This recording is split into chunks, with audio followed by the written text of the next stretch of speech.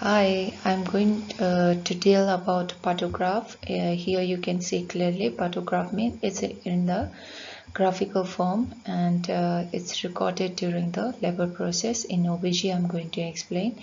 In OBG, when the labor is going on, this Partograph plays a major role, and it is in the graphic form and it is in the single sheet of paper.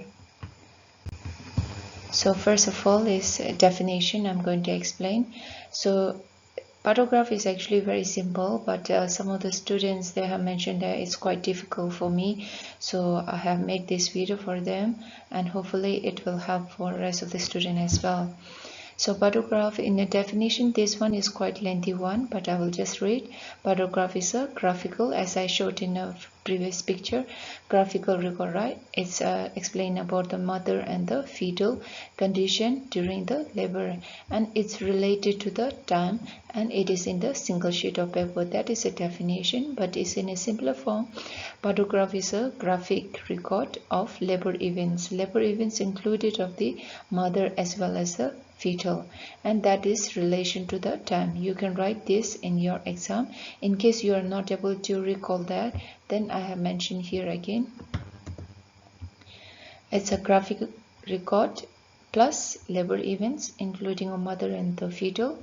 You can just make a sentence. Partograph is a graphical record of labor events in relation to the time. These things, if you are able to mention in the exam, I'm sure you will get the score as well.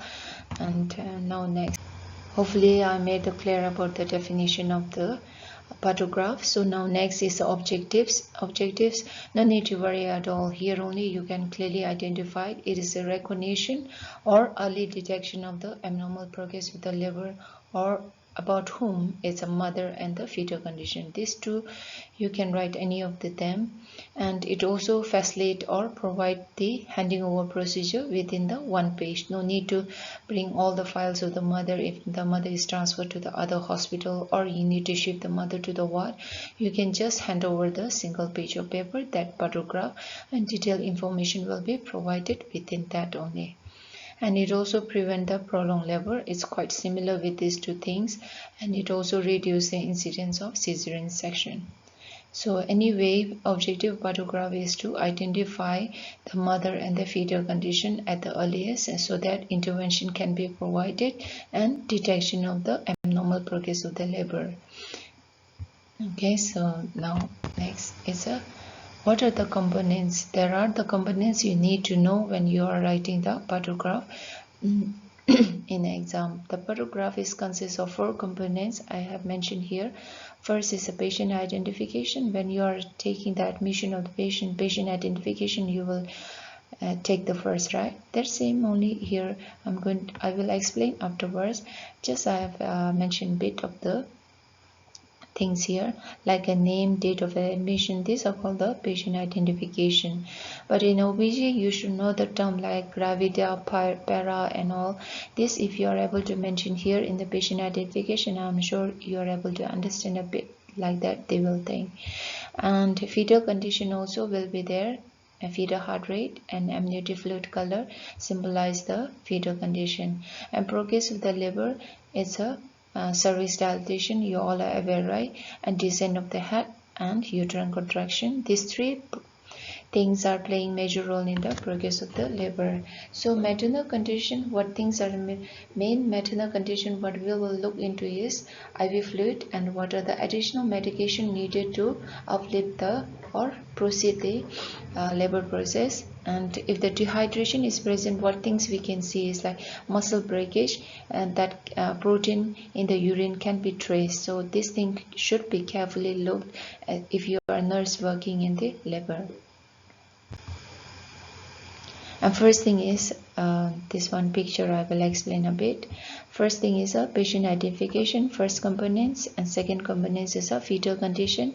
Third is a progress of the labor, and fourth is a maternal condition. These 4 components, if you are keeping in mind, I'm sure you will get the good score in exam, as well as when you are presenting also, the listener or the examiner will easily catch you that you have studied a bit about the Partograph. So now next, first components: patient identification, name, common one, everybody knows. Hospital number, no need to worry. Date of the admission, no need to worry. But these things: gravida means number of the pregnancy, the mother, how many times she became pregnancy, whether is alive or not alive, that should be mentioned. And para means how many times she delivered, and this thing again, if it is alive or not, how many times she has delivered, that should be mentioned in the para.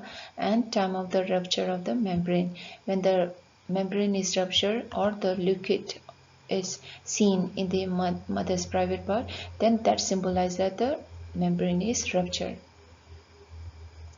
That should be mentioned in the patient identification. And then now next is the fetal condition. And second components: fetal condition, what fetal heart rate. The fetal heart rate in exam you will get the MCQ as well, 120 to 160 minute heartbeat per minute. That should be keep in your mind. It's very important in the MCQ. And the liquid color, amniotic liquid means amniotic fluid color. If it is intact means it's not ruptured, okay. And if it is C means it's a clear color. Clear means no need to worry at all. It's just a normal, and normal delivery can be. In case if it is a M, you should write in the photograph with this symbolic, okay. M means meconium color, is a green color. That symbolizes that the fetal is in distress or having a fetal something problem is there. If it is a blood, is a severe case. This liquid color should be identified and mentioned in the photograph. And molding of the fetal skull bones is not so necessary, but better to mention. Molding means fetal skull, right? It's a overlapping of the fetal skull, that is called the molding. I will explain afterwards. If it is a molding is happening, reducible or not reducible, first it will be not fully connect, and it mild connected, and again it will overlap, and when the fingers are put it will be reducible, and again it will not go back even we are pushing. That is the molding we are checking in the fetal. And now membrane and the liquid color I have already explained, right? Intact means that is not rupture, and rupture of the membrane, if it is C you are mentioning. If it is clear means C you should mention. If it is a meconium color, baby is in a fetal distress, then you should mention the M. If it is a red color, rupture blood is present in the amniotic fluid, that is a very big problems, and is emergency cases. I'm sure about that. So please take careful decision when you see such things. And if the rupture membrane is absent, that is very rare case. And now molding of the fetal skull bone is overlapping of the fetal skull bone is called the molding.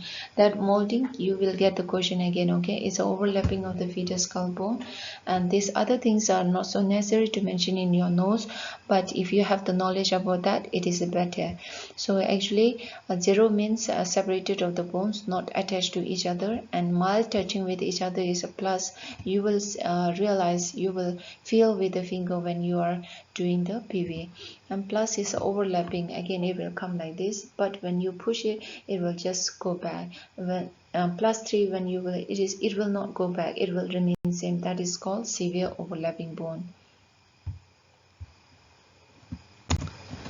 And then next is progress of the labor. And progress of the labor, cervix dilatation, everybody knows about the cervix dilatation, I guess. 4 to 10 centimeter. Once a 4 centimeter is an active part of the labor, and descent cervix dilatation 4 to 10, and then descent of the fetal head. Descent of the fetal head means how much the fetal head is descended into the mother pelvic. Okay, that also I will explain afterwards. So normal labor is the first color. If it is within that, that is called no need to worry at all, and no intervention is needed. But if it is here, then intervention is needed. Mild oxytocin providing, or mother may be dehydrated, can be provided with the IV fluid. But if it is here and beyond the action and within the action, sometime plan for the LACS or instrumental delivery. So what things have to learn in the progress of the labor is a alert line and action line. If you are given with the 10 marks, I think better to mention this. But if it is a 5 marks, I think not needed, but having a knowledge is better. So alert line means it's a within the alert is a normal, and beyond the alert it requires some kind of the intervention, and beyond that again it need of the plan for the LACs.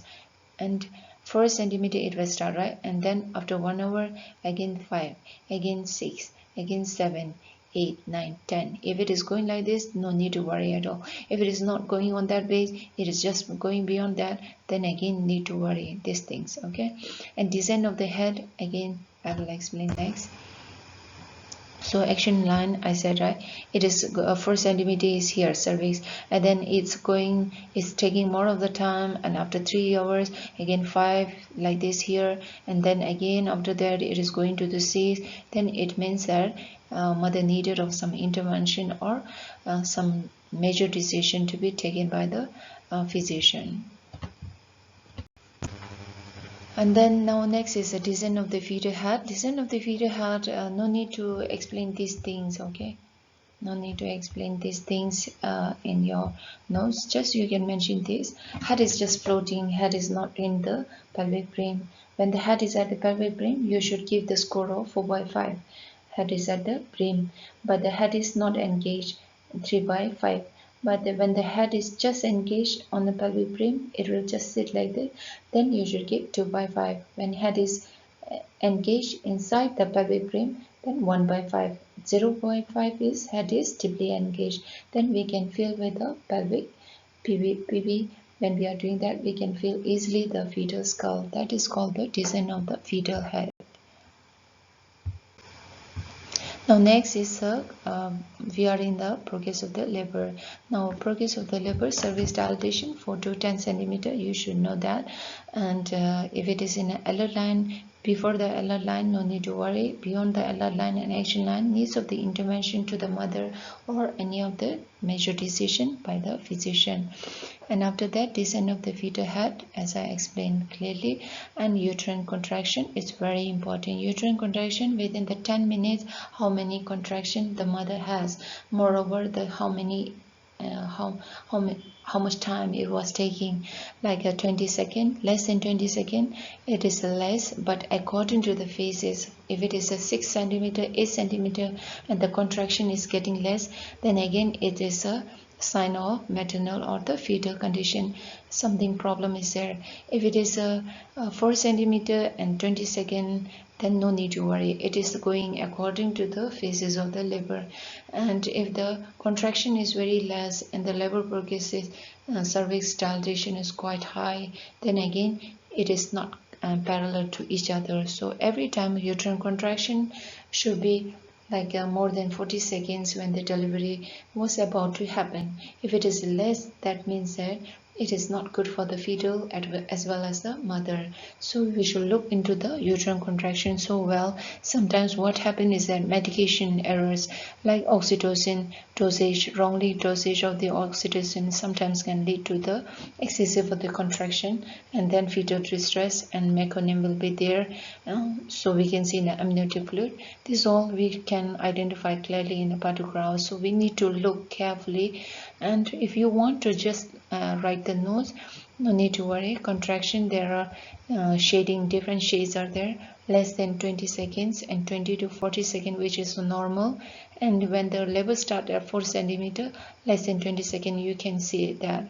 But labor is between the 6 to 8, 20 to 40 seconds. If it is labor is around 7 to 8, like that, more than 40 seconds may happen, but majorly is that 20 to 40 seconds is the best, because how many times the contraction is lasting, the more the strangulating or the more pressure to the fetal. So chances is that fetal may pass the meconium because of the fetal distress. How is like that? When you are strangulated, you cannot breathe, right? Same things happen to the baby when the mother's abdomen is fully squeezed, and the baby cannot get the chance to breathe so well. He will be suffocated, and the chances of passing the meconium. That's why we are looking these all things in the Partograph. So uterine contraction plays a very major role for the maternal and fetal condition during the labor process. So please mention these parameters is very important for your notes as well as during your labor practice. And maternal condition, there is nothing much to look at all. It's just that maternal condition, IV fluid, we are infusing every time anyway. But sometimes mother prolong labor, right? That time, what happened is that mother dehydrated, and some of the sometimes muscle breakage, we can trace that in the mother's urine. When we trace that, what we can find is protein, and mother is exhausted and all, then we should transfer the IV fluid additionally. And not only that, what all medication we are provided to the mother should be looked into.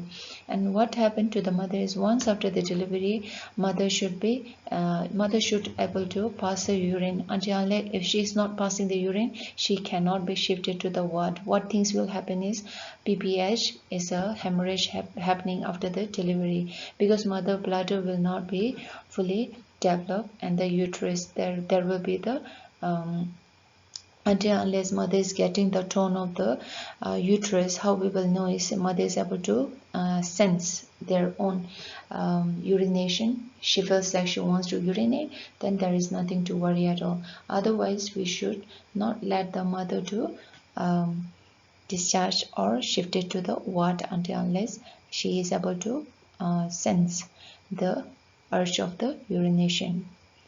Okay, this is the method.